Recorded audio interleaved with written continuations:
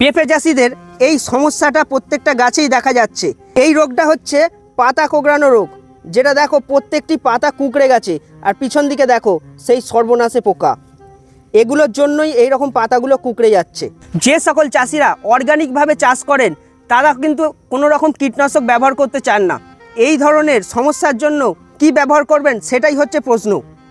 এটা হচ্ছে মিলিবাগের আক্রমণ। মিলিবাগ আক্রমণ করলে তারা গাছের ডগ ও পাতা থেকে রস শুষে খেয়ে নিয়ে গাছের পাতাগুলো কুঁকড়ে যায় আর এইভাবে নষ্ট হয়ে যায়। এবার ব্যাপার হচ্ছে বাজারে অনেক রকমেরই কীটনাশক পাওয়া যায়, যেগুলো স্প্রে করলে গাছে এই পোকাগুলো মরে যাবে। কিন্তু যারা অর্গানিকভাবে চাষ করছেন তারা কি করবেন? তাদের জন্য একটা সমাধান আছে। প্রত্যেক ঘরে ঘরেই এই টোটকা রয়েছে, যেটা ব্যবহার করলে মিলিবাগ 100% মারা যাবে। সেটা কি জানো তো?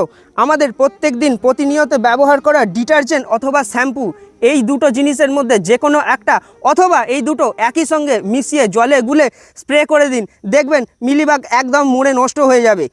মিলিবাগ সহজে মরতে চায় না, কেন জানো তো? মিলিবাগের গায়ে থাকে একটা মোমের আস্তরণ, যার জন্য সাধারণ কীটনাশক বা অন্য কিছু স্প্রে করলে তাদের গায়ে ওষুধ ধরে না, এরা মরে না।